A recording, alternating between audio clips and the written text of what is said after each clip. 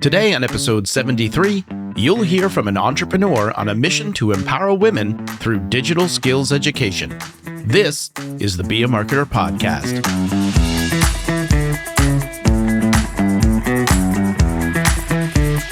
Be a Marketer. My name is Dave Charest, Director of Small Business Success at Constant Contact, and I help small business owners like you make sense of online marketing. And on this podcast, we'll explore what it really takes to market your business, even if marketing's not your thing. No jargon, no hype, just real stories to inspire you and practical advice you can act on. So remember, friend, you can be a marketer. And at Constant Contact, we're here to help.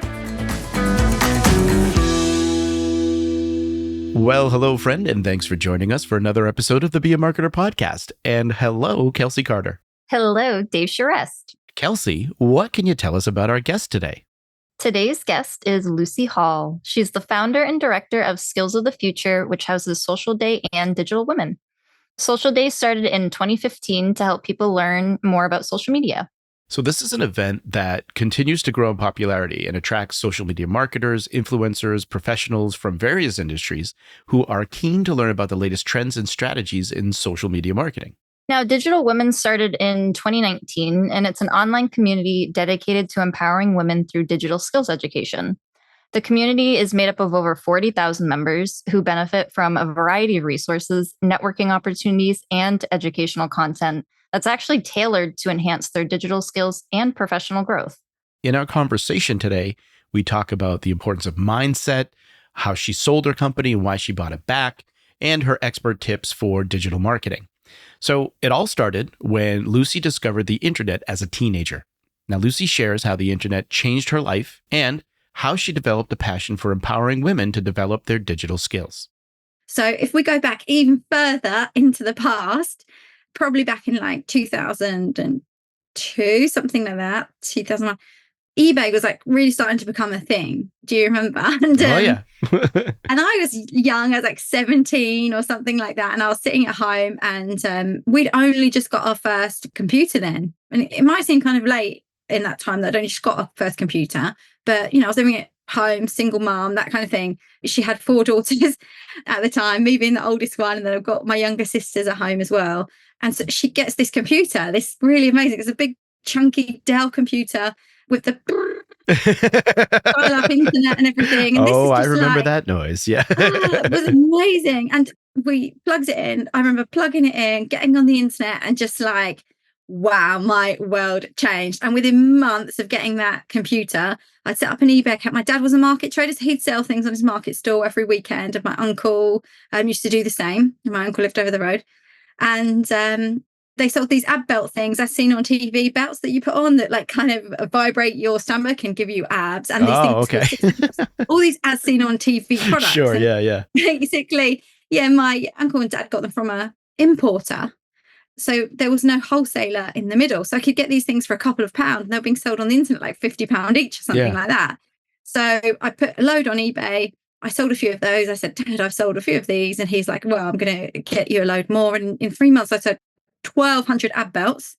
And from there, was selling more and more and more. I became one of the first ever eBay power sellers. I remember going to this like eBay power seller university thing in London. I was really young and it was so exciting. And just from there, I started to become really obsessed with how do I make my listings look pretty? I learned HTML. I started doing a Microsoft Master Web Design course. It came with a disc and a book that was like this thick. Yeah, I remember those too. Yeah. Absolutely, mate. It literally changed my life because then I dropped out of college and I was kind of like doing these jobs in my spare time. And all of a sudden I'm earning all of this money and I feel so empowered because all of a sudden it's like, wow, if I can do this, I can do anything. Because I have this whole world at my fingertips. Then you start speaking to other people like, on the seller boards and that kind of thing. You realize that they're doing all this great stuff. And that's, I think, was the very start of social media as well for me. And I just really loved it. And then coming back to now, that is why I love helping people. I started doing social media marketing for people and I started training people and helping people to use social media and digital I used to help them set up websites and do websites for them and that kind of thing. Small businesses, passionate about small business because I come from a family of small businesses, and yeah, sometimes people would cry because they say, this is all new to me and it's so hard and I feel like we're going to get left behind. And that really made me think I'd love to be able to just explain to people it's not that difficult. It's a mindset thing. You just have to kind of like understand this is here, it's happening. Yeah. Get behind it and learn about it, because it doesn't matter what age you are, you can learn these skills and you can do it. If I could do it when I was 17 and my uncle can sell things online at age like 80, probably maybe. Yeah. Mad if I said he was 80, but potentially he is 80. But if he can do it at 80 and I can do it at 17, everyone in between can do it as well. And then SocialDay it all kind of escalated from there towards building the communities and trying to share skills with other people to empower them to do the same.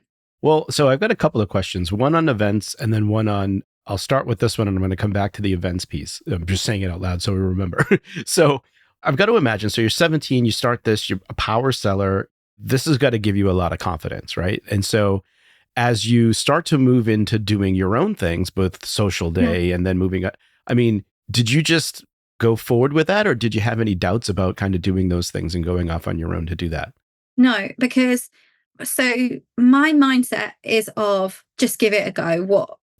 That I have nothing to lose. If I do this, I don't have anything to lose. The great thing about the first event I did is I had a partnership with the NatWest, which was a bank, which meant I didn't actually have to pay for the venue. So I had no risk up front. Okay. So by creating those kind of partnerships is really important. And I think the scariest thing in the beginning was asking the person, can I use your venue? Because I knew when I got that tick and I got the introduction, I knew that I could do this event that I had in my kind of mind and I could bring people together and make money from it. Because I wanted to charge like a low ticket price because it was for SMEs at the time. I wanted to charge like £30-40 a ticket and then get some sponsors as well so that it was just accessible to everybody. So yeah, at first I had fear like, oh, who am I to ask this person? But then as soon as that person said yes, it didn't matter anymore because the risk was just my time. So where did that mindset come from to just give it a go? I think it's because I grew up literally on a market stall selling stuff off from my dad's stall. When I was a teenager, my best friend and he'd put us on commission. So he'd say, you'll get paid for the day, whatever it was, £50. And then for every £1,000 on top of that you bring in to your wallet. We had so much cash in those wallets in those days. I mean, I don't think it's as good as that anymore on the markets. I'll give you another £5, or sometimes it go, if you get this much, we'll give you another £10. And so it's like, wow, you're like 14 years old and you're like, I could earn over £100 a day. That's amazing. And so it would really motivate us because we love going around the market afterwards and shopping for clothes and jewelry and talking to all the other traders and that kind of thing. And so I think it's definitely working on the market with my dad. I don't even know if he realizes what an impact he's had on myself and my sisters as well, because they're both run their own businesses as well. They all did like help him at the market, and we all stood there at the market stall when we were younger working for him, and he paid us as well. So he didn't just expect us to help out. He's like, I trust you, work for me. And we'd have to work out different ways of, the great thing about a market stall is we'd have to work out different ways of marketing as well. So we used to write on signs and hold up poles with a thing stuck on there going around, 3 shirts for £10, 3 shirts for £10, come over here and stuff like that, and just find really inventive ways to get people who are walking past into our stall. Yeah. So I'm curious about the events piece of this. So, running an event, of course, is a simple task. There's lots of moving pieces to involve with that. So I guess, did you have any experience in events at all? Like, how did you learn that? What was that process like for you? Yeah. So as soon as I think I was like 20, 21 or something like that. And I decided I want to go and get a job. So people kept saying to me, you need to get a job and work in a company so that you can earn money on someone else's time and learn, because you can only learn so much with what you know. You're going to learn more working in a company, talking to people. And I just really thought, actually, I really want to do that because it's kind of lonely running this business. I've got all my family around.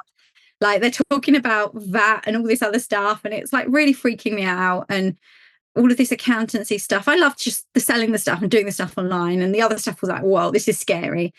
So I went to go and work first for a recruitment company. So it was sales related. Found I was like pretty good at sales, but what I ended up doing was selling all their mortgage courses and stuff like that on all the online platforms, creating all these like HTML boxes and emails and stuff like that. So I was hired for sales, and I ended up doing the sales online years ago. Like we're talking 16 years ago or something like that, a long time ago, maybe 15 years ago, but it was a long time ago. Yeah. I'm just trying to think about how old I am. Yes, I am definitely older than I think I am. So it was longer than 15 years ago. Yeah, anyway, so I started doing all that, and I was quite successful at doing it. And then I applied for a job in a company in London, which is Newsquest, so Garnet, I think it's called in America. Okay, yeah. And it was a media company, and where they did all these specialist publications. And I always wanted to work in magazines, and it was quite boring as a pensions one. So it wasn't exactly the sort of magazines I wanted to work on. But I started as a sales executive, and I became advertising manager, and I loved it. I was so good at selling like event spaces, and I got to see how it all worked, the editorial side of things, understanding when I'm selling something, I'm not just selling an ad in a magazine, I'm selling an audience that people want to reach. And so I'd sell email newsletters. I'd start selling the digital things like the banners on the website, selling sponsorship at the events and stuff like that to institutional marketing managers, the people who really knew their audience and how they wanted to reach them. So it was a much easier conversation to have. And then I went to go and work at Jazz FM for a little while before my husband said, "You're earning a really good salary and you're doing really, really well. So why is it when I open the airing cupboard to all of these butterfly massagers are falling out the..." Because I'd just gone online and I'd bought all of these things and started these websites to sell things online because I just couldn't help it. I had all these things going on at the same time as I was working in a corporate job. Well, I was going to say, I mean, even just looking at the things that you're working on now, it's like your fingers are in a lot of pies, right? So you've got a lot of things going on, which actually kind of leads me to when you think about the businesses that you have today, and feel free to, I'm just curious just in terms of like maybe percentage wise, but when you think of the different things that you're doing, you've got the event, you've got the community, you've got your agency as well, right? That you're part of as well. So I guess when you think of the businesses, like what is the breakdown? Like where is the money coming from? Okay, so I no longer work in the agency. So just over 2 years ago, I sold my business to a company in America, part of my business, got it, which is Digital Women's SocialDay. And I left the agency, and my partner still runs that. Got it. And then I worked for that company for a year, and then I reacquired my business back. So that was an exciting experience in its own, selling business and getting it back. So end of February last year, I got my business back. And so now my complete entire business is SocialDay and Digital Women, which is communities, events. I'd say it's e-learning and events, but it's publishing. It's definitely a publishing events angle in there because it's the content side of things. So that side of things is really, really important. Well, tell me a little bit about that decision then. I mean, you sell it and then, you know what, I changed my mind. I want to buy that back. What happened there? So last year in January, there was all of these tech layoffs and everything, and they were backed by a venture capital firm. So they laid off, I think it was 35% of everybody in the company, and all of the UK communities, smaller UK communities and that kind of thing go. And I said, no, I need this. This is a real community. You can't, And so I went through the process of getting it back and everything. And then in January, so end of February or beginning of March last year, I became a sole business owner again, which was it was quite scary because obviously I'd had people around when I'd started these things initially, but now it was just me and my wonderful VA, Emily, who feels like she's part of the company, came with me. And I just wanted to make sure the first thing that I did was I kept her on the same money that she was on, and that any contractors I was using, I kept them on the same money that they were on. So nobody lost any income or anything like that. The next thing was to make sure that my income was secure. And then to go, right, let's do loads of events. Let's just hit the ground running. And so I did the SocialDay forums in really exciting venues, did a few Digital Women events, I've done the awards. And now next year, I'm ready to do the 3-day social media marketing festival in this huge venue in London. It's incredible. So why is that Digital Woman community so important to you? Okay, yeah. The reason that it is so important to me is because it's like being in a space with friends who also run businesses, who understand you, who get the problems you might have. When you feel a little bit lonely or you just want to talk to someone, there's someone there that you could reach out to. Or if you think, how on earth do I do this thing? that you get days where you're frustrated and you don't know how to do this. And, Yeah. there's a community there that you can just ask, how do I do this? And no one's going to think you're stupid or think there's a silly question, because we've all been there and we've all learned. And the other thing about the digital women community is every single person that we've attracted to our community so far also wants to share skills with the others. So everybody comes and they know something and everybody shares something and everybody adds a little bit of richness and a little bit more value to every conversation and every event and every session that we do. So it's really important. The other part that we do is also the awards. And I think that's also important, because what we're doing is we're asking people to say, what is it that you've done lately or in the last year that makes you stand out from everybody else, and gets them to think about their achievements. And I think people find it really difficult to sit down and big themselves up. And so that poor part of it is also really important. But I just think community is so important, because it's lonely. I think that's the thing, it's lonely being a business owner. Yeah. Especially, it's lonely at some point if you're a sole business owner and you don't have any staff. But then also, if you run a team, even, it can be even more lonely, because those people in your team, you can talk to them on one level, but they can't talk to you. You can't talk to them about any problems that your company might be having and that kind of thing, because you want them to feel like they're safe and secure in their jobs. Yeah. So any point, if you're a business owner, it can be incredibly lonely. It can be very hard. So communities like this are really, really important. Again, if you're in a job or a career, so for social media marketers, it can be very, very stressful or consuming. It can also feel like there's so much negativity around online. You're looking at the internet all day long. Yeah. To have other people to talk to and learn from is also very important. Peer learning, peer conversations are just, I think, so important. So what do you find most challenging about owning and running the business then? So actually, some of the challenges that I've come across recently are definitely growth. So obviously over the course of the last year, my business has been growing, the community's growing, the events have been growing. And so I've hit a point where it's like time, if I don't employ people in the next few months, everything's going to stagnate, because I can't do any more than I'm doing right now. I was going to say, is it still just you and your VA right now? Just me. Okay. Yeah, it's just me, the VA and my VA. And then we also, I pull in people when as you and when need them. them. Yeah. But what I need is to grow is I need a salesperson, like a really good salesperson that can talk about all the opportunities we have with sponsors and partners and that kind of thing. Yeah. Because that's going to be key to our growth. As soon as we start getting we've got the amazing events, we've got the amazing community, we've got a real community of people who listen and learn and they try things and they share it. So if we had a salesperson that was there all the time, like speaking to people, building a list, bringing in sponsors to our events, sponsors, partners, that kind of thing, then we have the revenue to do more marketing, to bring in another person to do the marketing.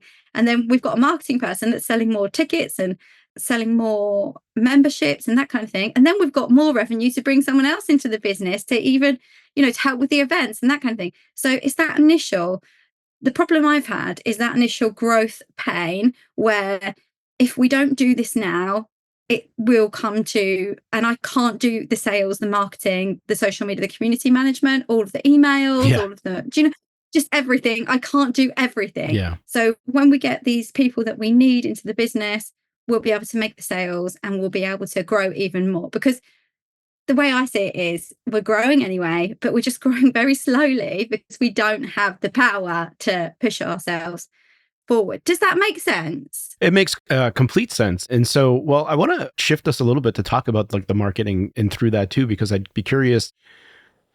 Again, there's a lot involved in this. And I think, and a difference between, I would think, when you think of a brick and mortar store, for example, right, has the store, they're in a local community and they're using online to kind of help market their businesses. Where when you look at a business like yours, I mean, a lot of that is actually online is the business, right? Like it's kind of a different world in terms of how much you have to, for lack of a better phrase, which I use all, but you have to feed the beast in a completely different way, right? So I'd love to get into some of that a little bit with you. But first, I would say, by all accounts, with your experience and how long you've been doing this, and we know we can't figure out the math, but but as you've been doing all of this stuff, right? Like many accounts, you'd be considered a digital marketing expert.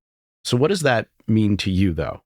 So I think to me, I have always just tried different things. So from the moment I started from that little eBay shop doing HTML, I've always kind of gone, right, how do I do this?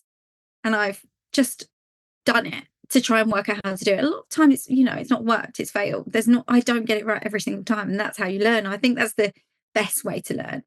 Not for some people, but for me, it is the best way to learn, by just making mistakes, trying things.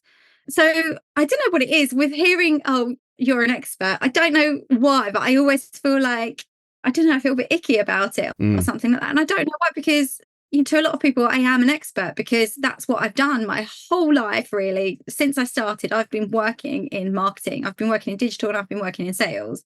And I'm a little bit obsessed about it as well.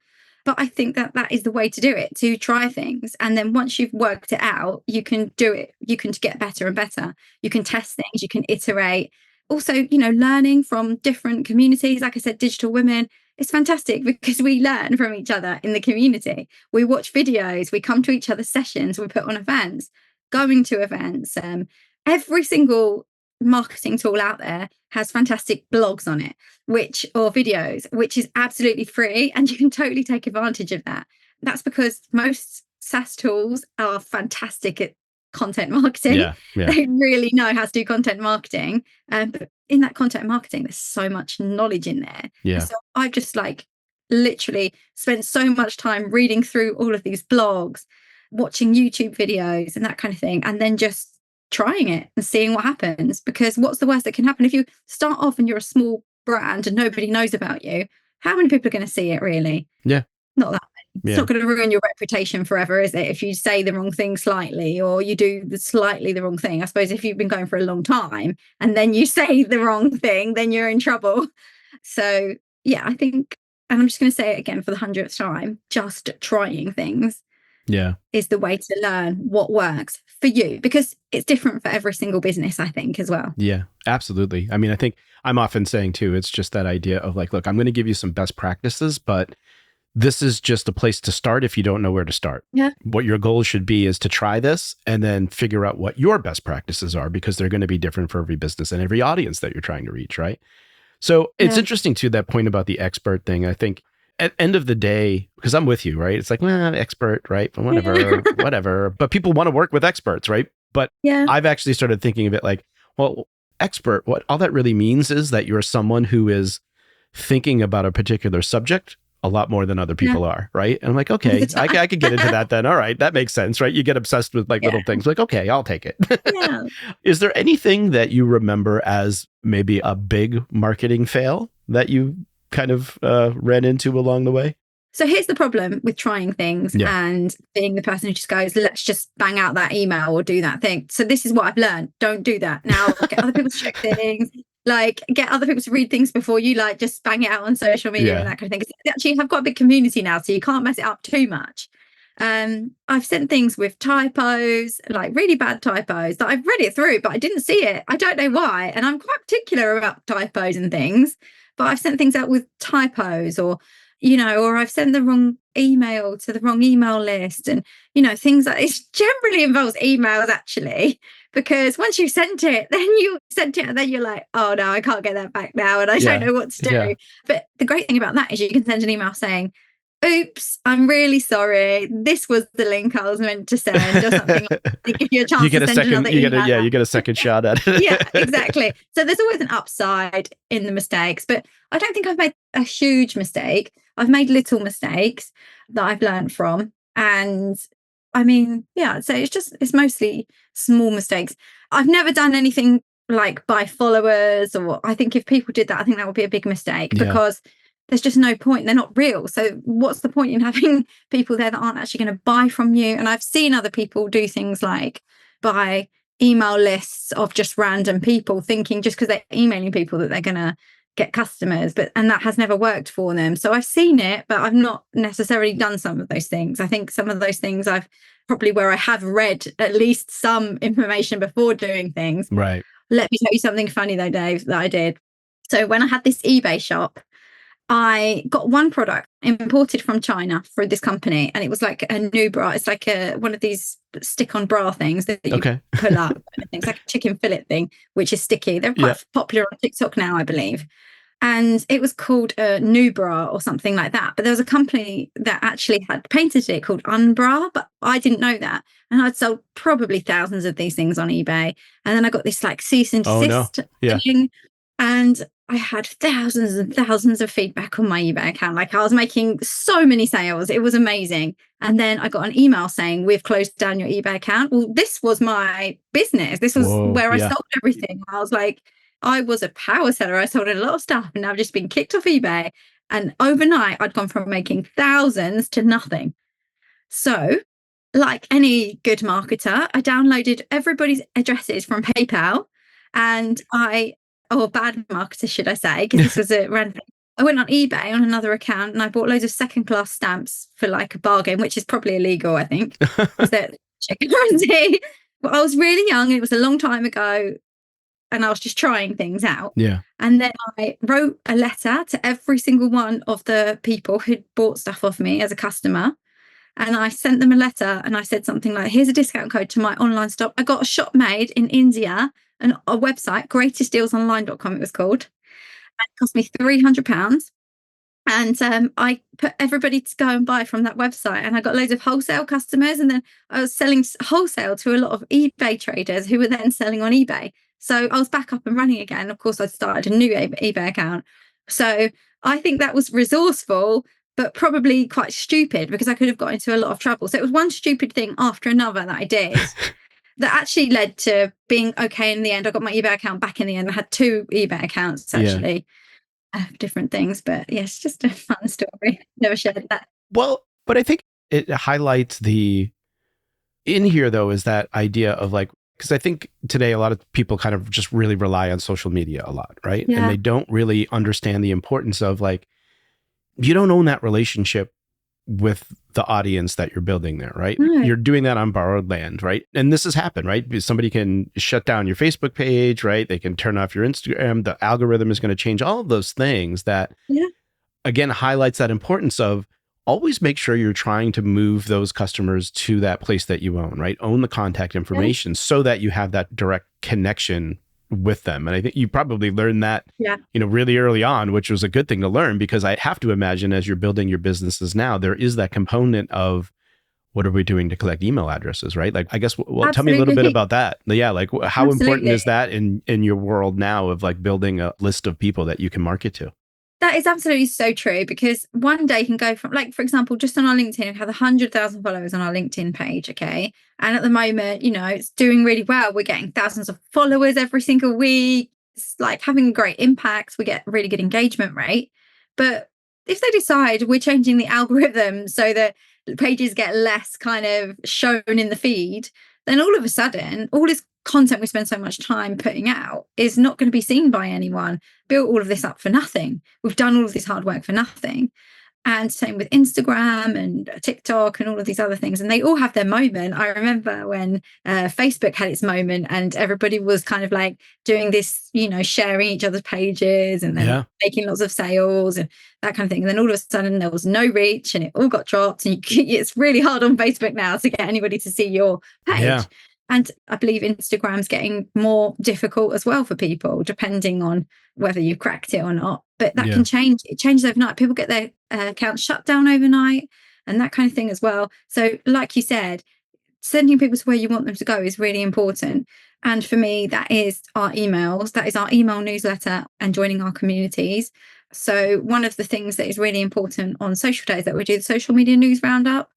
And you can join our email newsletter to get that social media newsletter every week. But then now and again, we're going to send you information about the events that are coming up. So you buy a ticket because, or we're going to put you on we're going to ask you to join our wait list or our type form. So at the moment, I have a type form pre-sale list that's going out for people to pre-register for the event. And tomorrow, the first bunch of tickets, pre-sale tickets, are going to go live. And that will end at the end of July. Those tickets are no more. And the next time you can buy tickets is the 1st of September. And those tickets will be double the price. So people want to be on this wait list to get that.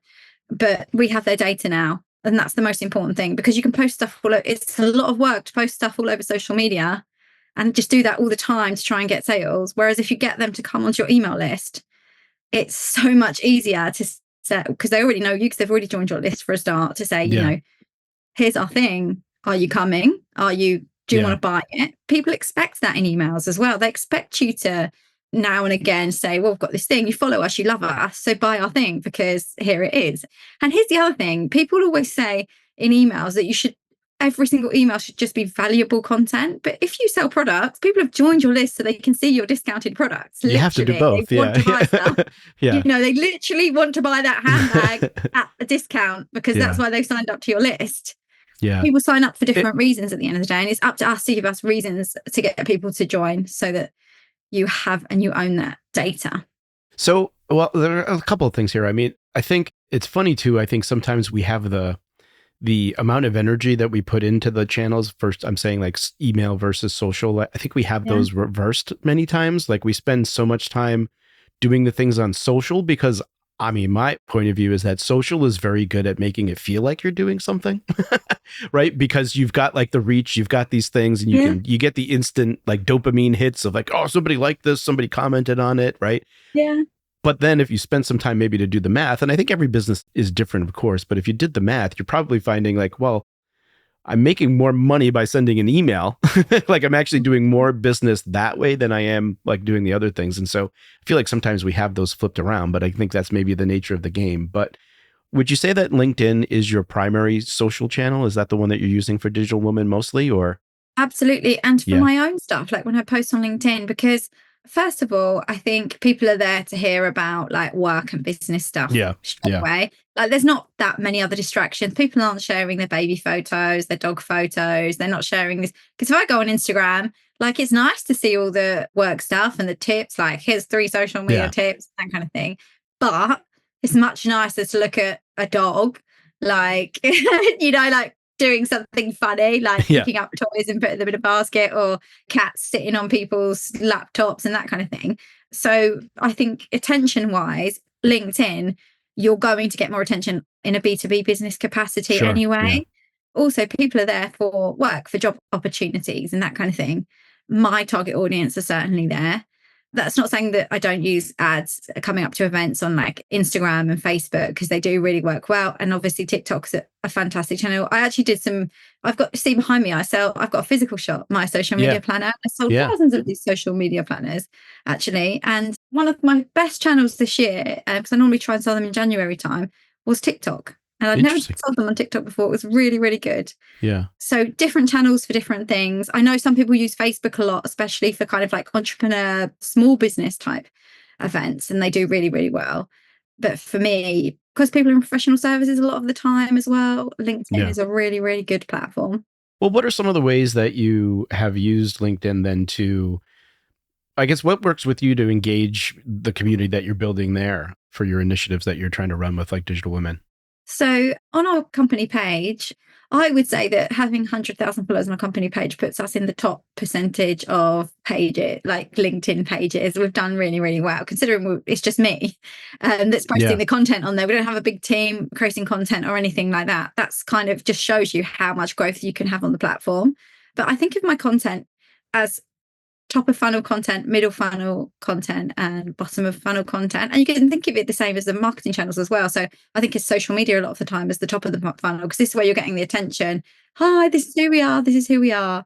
And then you're trying to encourage people to come down the funnel, perhaps join your newsletter, and then you'll send something to them and say, please, can you buy this thing now because you're already, you know about us, and that kind of thing. Like I would use our Facebook group as a kind of a top of the funnel kind of thing as well, or a Facebook page is the top of the funnel, Facebook group is the middle of the funnel because they're in there engaging, and then onto the newsletter is kind of coming into the bottom of the funnel to get them to kind of buy.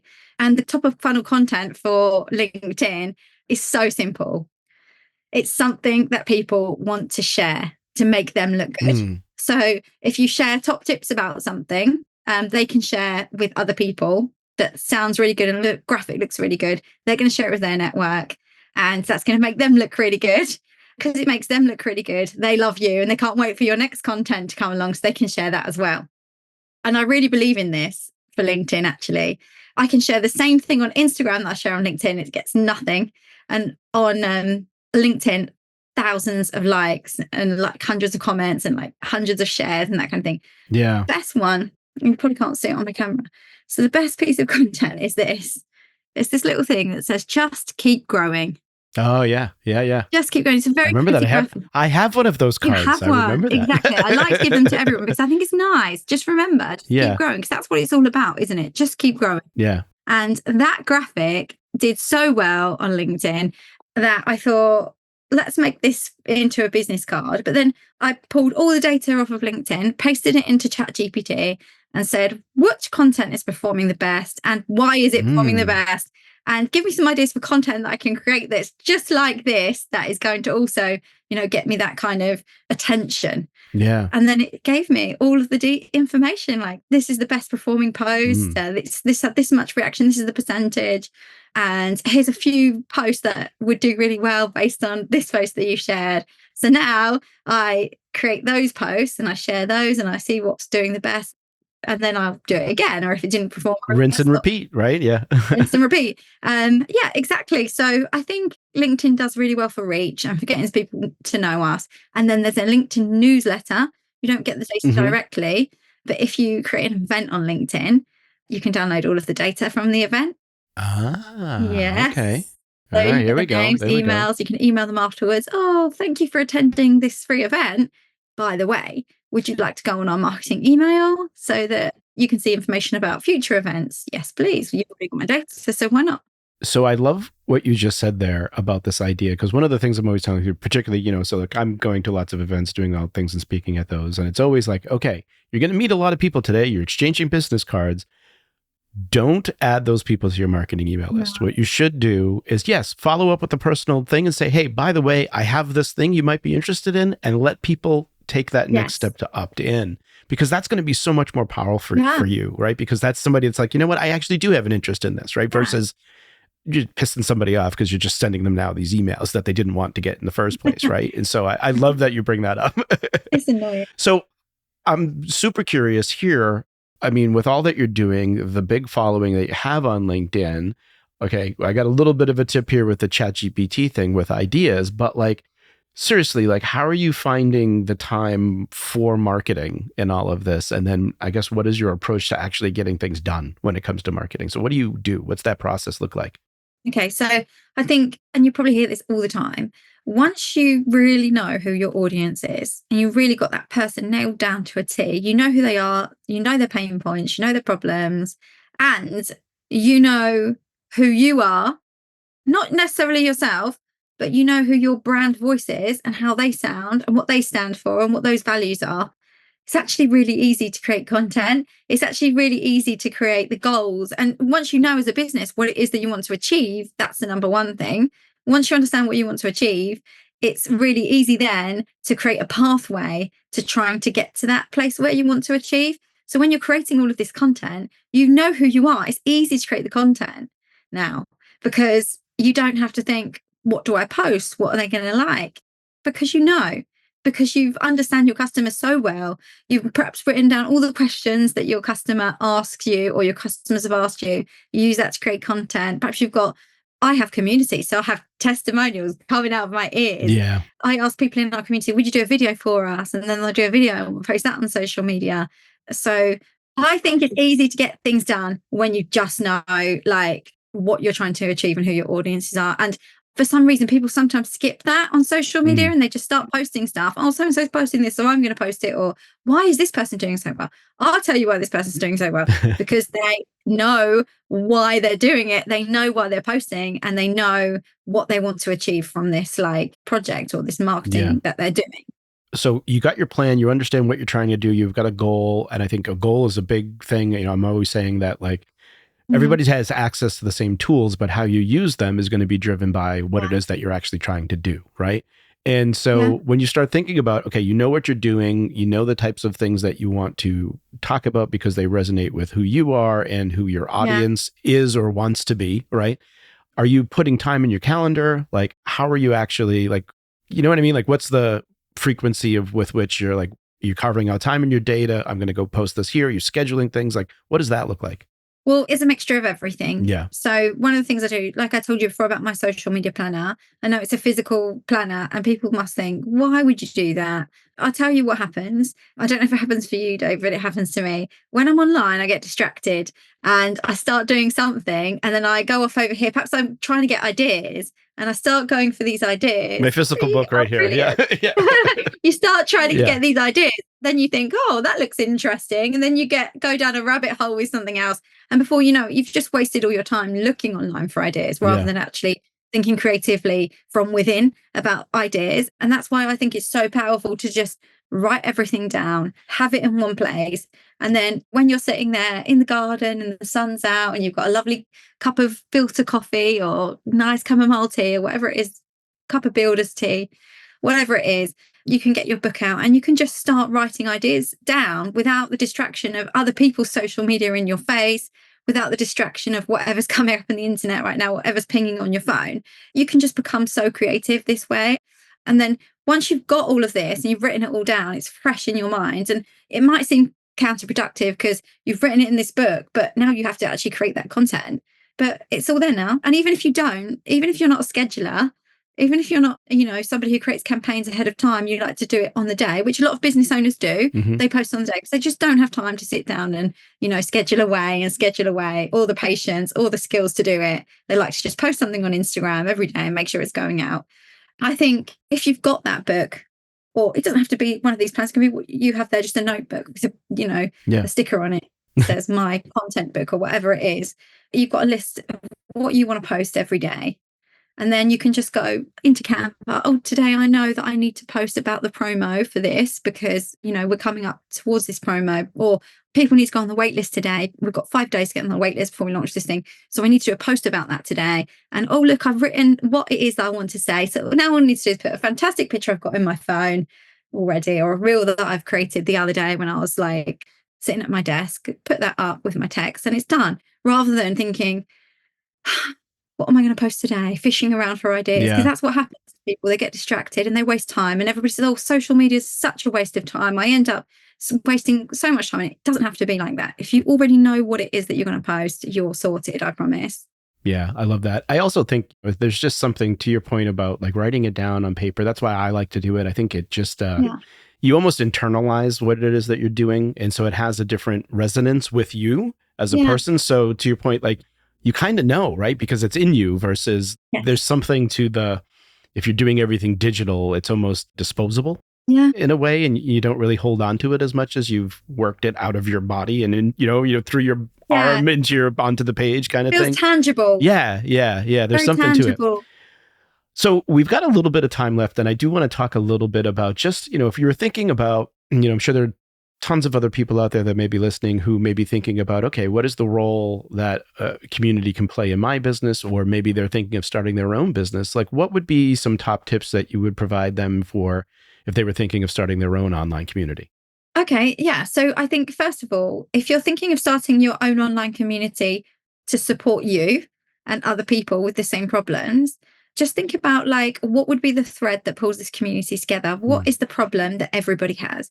Or what is the thing that everybody loves to talk about? What is the thing that everybody's failing at or doing well at, for example? And then you try and find out who these people are. And, a community doesn't have to be 100,000 people. A community can be 5 people with the same problems who just have a chat with each other every day. And I think that's really important. And then if you're creating a community to become, a community business that's revenue generating, I always think of it as, you can create a community, but communities need funding.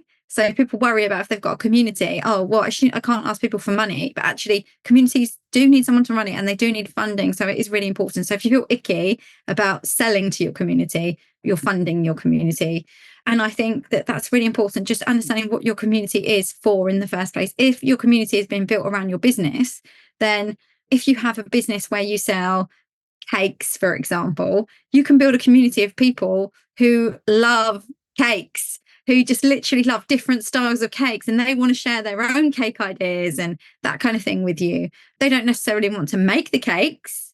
They might want to just buy your cakes, but they love cake and they love the pictures of cakes and that kind of thing. They like watching those new cake shows that are on telly and that kind of thing.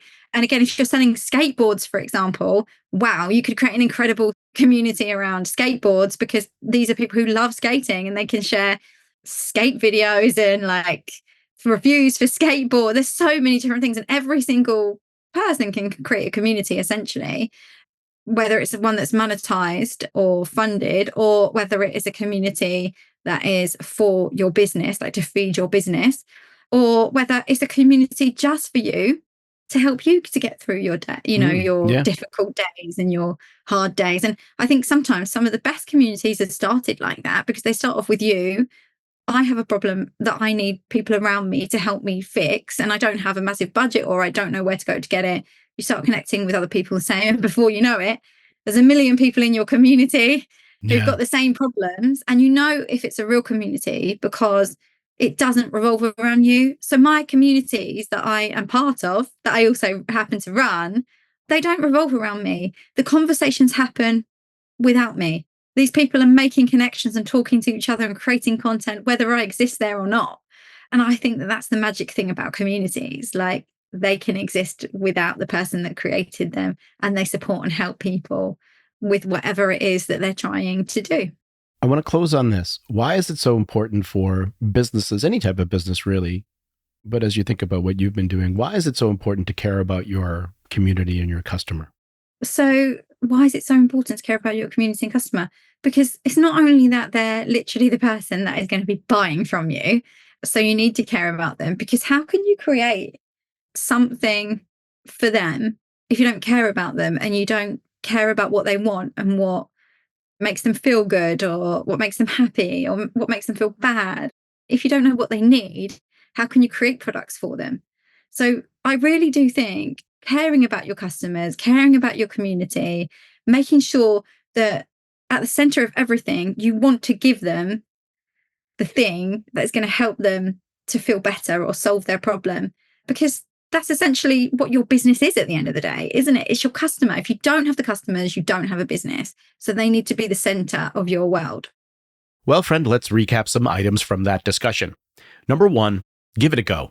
Look, the digital space, it's always changing. But if, like Lucy, you develop a mindset of, I have nothing to lose if I do this, you're going to find yourself learning and creating more opportunities for yourself and your business. As I like to say, no one knows anything until they do. So why not give it a go? Number two, you can't do everything. At a certain point in your business, growth may become a problem, if that's your goal, of course.